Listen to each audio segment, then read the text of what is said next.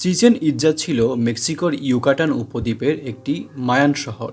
বর্তমানে এটি একটি আকর্ষণীয় পর্যটন কেন্দ্র এবং গুরুত্বপূর্ণ প্রত্নতাত্ত্বিক স্থান। চিচেন ইৎজাকে 1988 সালে ইউনেস্কো ওয়ার্ল্ড হেরিটেজ সাইট অর্থাৎ বিশ্ব ঐতিহ্যমণ্ডিত স্থান হিসাবে ঘোষণা করে এবং 2008 সালে বিশ্বব্যাপী জরিপের মাধ্যমে এটিকে বিশ্বের আধুনিক সপ্তম আশ্চর্যের একটি হিসেবে নির্বাচিত করা হয়। চিচেন ইৎজা মেক্সিকোর কানকুন থেকে প্রায় 120 কিলোমিটার দূরে অবস্থিত। চিচেন ইৎজা নামটি মায়ান শব্দ at the mouth of the well of Itza, বাংলায় ইৎজার কূপের মুখে শব্দ থেকে এসেছে। ইৎজা ছিল মায়ানদের একটি জাতিগোষ্ঠী যারা ইউকাটান উপদ্বীপের উত্তর অংশে বসবাস করত। সম্ভবত কূপের পানি ছিল সেই শহরের মানুষদের প্রধান পানির উৎস।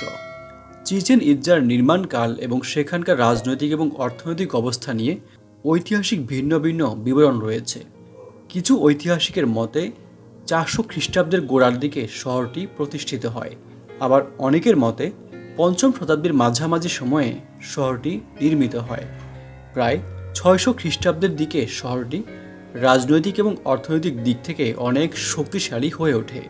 সে সময় এটি ছিল বিশ্বের অন্যতম বৃহৎ শহরগুলোর মধ্যে একটি।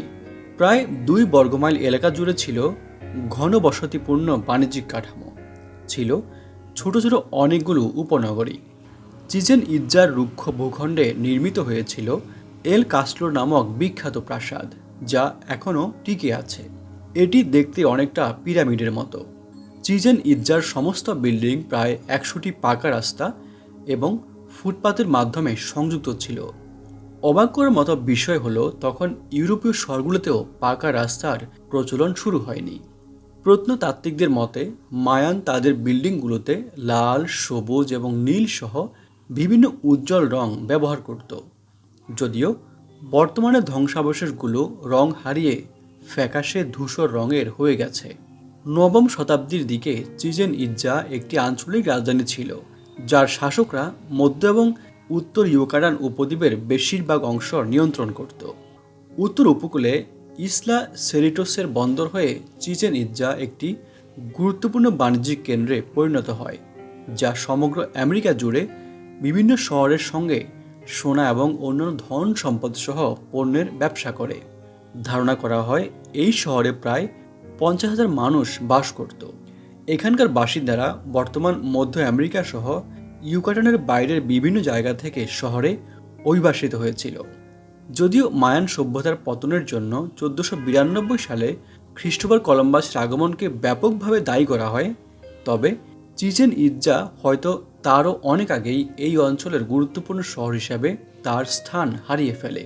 কিছু তথ্য মতে চিচেন ইৎজায় ওই সময় অভিযান চালিয়ে প্রচুর লুটপাট করা হয়, যদিও এটি নিয়ে বিতর্ক রয়েছে। পরবর্তীতে স্প্যানিশরা এখানে এসে বসবাস শুরু করে। ধীরে ধীরে সেখানে তাদের আধিপত্য বাড়তে থাকে। একসময় স্প্যানিশরা সেখানে একটি অস্থায়ী রাজধানীও স্থাপন করে। এভাবেই ধীরে ধীরে সেখানে মায়ান সভ্যতার পতন ঘটে। দীর্ঘদিন স্প্যানিশ শাসনের ফলে মায়ান সভ্যতার স্থাপত্যগুলো আস্তে আস্তে পরিত্যক্ত হয়ে পড়ে। পরবর্তীতে নবগঠিত মেক্সিকোর উত্থানের পর 1800 শতাব্দীর মাঝামাঝি সময়ে সেগুলোর পুনরক্ষণাবেক্ষণ শুরু হয়। মেক্সিকান সরকার কর্তৃক স্থাপনাগুলো পুনরুদ্ধারের চেষ্টার কারণে মূল শহরের বেশ কয়েকটি গুরুত্বপূর্ণ কাঠামো এখনও দাঁড়িয়ে রয়েছে। তাদের মধ্যে El Castillo, the great ball court, north temple, steam bath, স্ক্যাববে number 1, temple of the warriors, El Mercado এবং এল ওসারিও অন্যতম। চিচেন ইৎজার স্থাপনাগুলোর সৌন্দর্য উপভোগ করতে এবং মায়ানদের ইতিহাস এবং ঐতিহ্য সম্পর্কে জানতে বর্তমানে সেখানে প্রতি বছর প্রায় 20 লাখ পর্যটক সেখানে ঘুরতে যান। বিশ্বের আধুনিক সপ্তম আশ্চর্যের অন্যতম চিচেন ইৎজা নিয়ে সাজানো আজকের পর্বটি আমরা এখানেই শেষ করছি। এ ধরনের ভিডিও আরও দেখার জন্য আমাদের এই চ্যানেলটি সাবস্ক্রাইব করার জন্য আপনাদের প্রতি বিশেষভাবে অনুরোধ করছি। আপনারা যেখানেই থাকবেন অনেক ভালো থাকবেন। ধন্যবাদ।